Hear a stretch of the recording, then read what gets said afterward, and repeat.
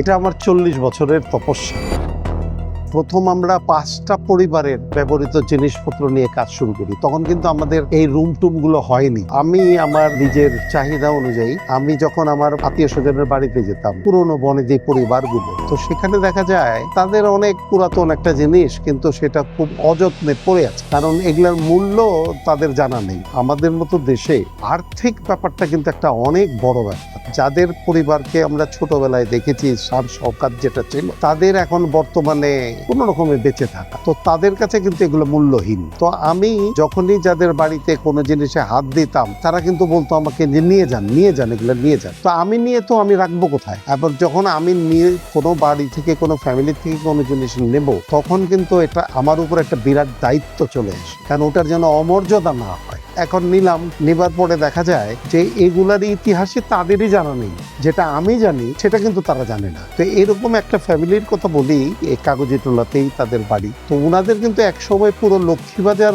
অঞ্চলটাই তাদের ছিল, তাদের জমিদারি ছিল, ওইটা ছিল। এখন তাদের ভাগটা হয়ে অনেকের কিন্তু সে অবস্থায় নেই। তো না থাকার ফলে যখন ওনারা আমাকে দিয়ে দিতে চাইলো, তখন আমরা আমাদের এই প্রতিষ্ঠানের যখন 12 বছর পূর্তি হবে, সেটা হলো 2000 সালে, তো তখন আমরা Which is the world-class cable brand? Walton Cables, নিরাপদ আগামী সংযোগ। এইটা পুরো ছাদে কিন্তু কোনো ঘর ছিল না। তখন আমরা প্যান্ডেল করে একদিনে 12 বছর পূর্তি উদযাপন করলাম। আমি 40 বছর যাবৎ কাজ করছি বিভিন্ন মানুষের বাড়িতে, বিভিন্ন প্রতিষ্ঠানে। আমরা এগুলো খুঁজে বেড়াই। ঢাকার পঞ্চায়েত প্রথা, এটা কিন্তু বিশ্বব্যাপী এটার কিন্তু একটা সুনাম ছিল। এগুলো বিভিন্ন লোকের লেখায় পাবেন। তো এখানে যে সর্দার যারা নির্বাচিত হতেন, তাদের কিন্তু ফিনান্সিয়াল ক্যাপাবিলিটি থাকতে হতো। এবং তার পরীক্ষাটা কিভাবে হতো? যেদিন পাগড়ি পরানো হবে, সর্দারি পাগড়ি, সেদিন কিন্তু পুরো মহল্লার মানুষকে কিন্তু দাওয়াত করে খাওয়াতে হবে। আমার দাদা বা বাবা যখন সর্দার হয়েছিলেন, তাদের যে সমস্ত প্লেটে খাওয়ানো হয়েছিল, এগুলো কিন্তু আমাদের এখানে সংরক্ষিত আছে। আমাদের যে তৈজসপত্র, এগুলো আমরা কিন্তু যদি বাইরে নিয়ে তাদের ছবি তুলতে সুবিধা হয়, আমরা সে ব্যাপারে সহযোগিতা করি। কারণ আমাদের থিওরি হলো এটা মানুষের মধ্যে ছড়িয়ে দিতে হয়। 17-18 কাঠা জায়গার উপরেই যায় এইটা। আসলে আমার বাবা মরহুম মাওলাবক সর্দার, উনি কিন্তু ভারত বিভাজনের পর থেকেই ঢাকা মিউনিসিপ্যাল কমিটির উনি কমিশনার হয়েছিলেন 1953-তে, এবং তখন থেকে 78 পর্যন্ত উনি বিভিন্ন সময়ে ফরাসগঞ্জ ইউনিয়নের চেয়ারম্যান হয়েছেন, কমিশনার হয়েছেন। তো উনি যখন আমাদের ভাই বোনদের মধ্যে সম্পত্তি সব ভাগ করে দেন, তখন উনি বলেছিলেন যে সারা জীবন উনি মানুষের জন্য কিছু করার চেষ্টা করেছেন। কোনোটা নিজের টাকায়, কোনোটা চাঁদা তুলে, কোনোটা সরকারি টাকায়। এর মধ্যে কিছু কিছু প্রতিষ্ঠান আছে, কিছু কিছু প্রতিষ্ঠান নাই। তো আজকে যেহেতু আমি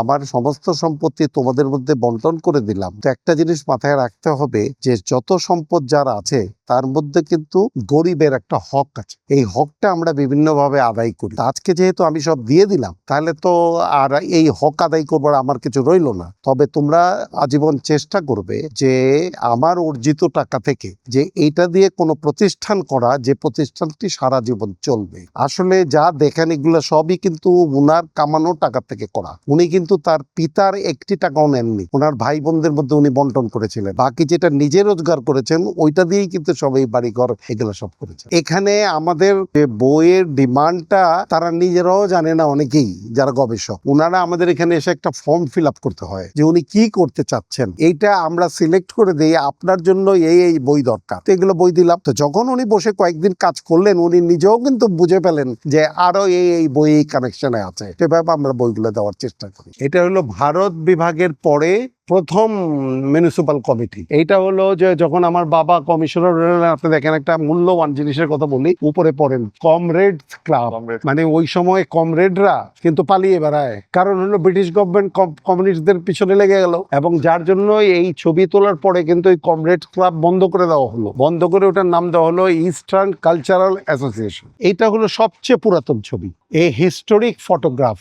The photograph was taken in Dhaka in November in 1988. নিয়ে যাচ্ছি আপনাদেরকে ঢাকা কেন্দ্রের পাঠাগারে। আসুন, এটা হচ্ছে ঢাকা কেন্দ্রের পাঠাগার। আমাদের পাঠাগারের বিশেষ বৈশিষ্ট্য হচ্ছে এখানে যা বই পুস্তক আছে সবই ঢাকার উপরে। মিটফোর্ড হাসপাতালের উত্তর প্রবেশদ্বার 1880-র দিকে। এটা হচ্ছে ঢাকেশ্বরী মন্দির 1880-র ঢাকা মাদ্রাসা ভবনের এটা কিন্তু ঢাকা কলেজ 1890 এর এই যে টর্নেডোয় ক্ষতিগ্রস্ত আহসান মঞ্জিলের ভিতরের যে ক্ষতিগ্রস্তের দৃশ্য সেই ছবি। এটা হলো ঢাকা নগরীর 1862 সালের ম্যাপ।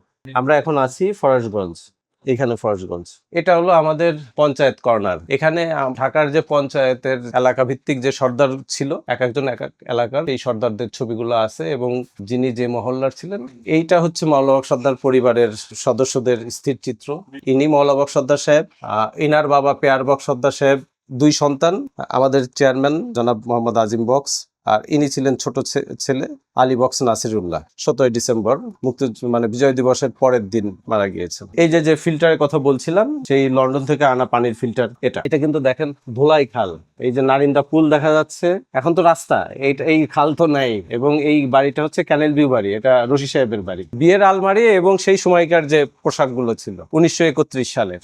ভাওয়ালের রাজা, ঢাকা তো ভাওয়ালগড়ের ভিতর ছিল, উনি ছিলেন রাজা রামেন্দ্র নারায়ণ রায় চৌধুরী। উনাকে কলকাতায় নিয়ে উনি যখন ঢাকায় ফিরে আসেন তখন কিন্তু সন্ন্যাসীর বেশের চিত্রটা ধরা পড়ে। এটা হচ্ছে বন্দুকের কার্তুজ রাখার চামড়ার ব্যাগ। এই ব্যবহারকারী ছিলেন মাজের সর্দার। এটা ঢাকার প্রথম ট্রাফিক সিগন্যাল সুইচ।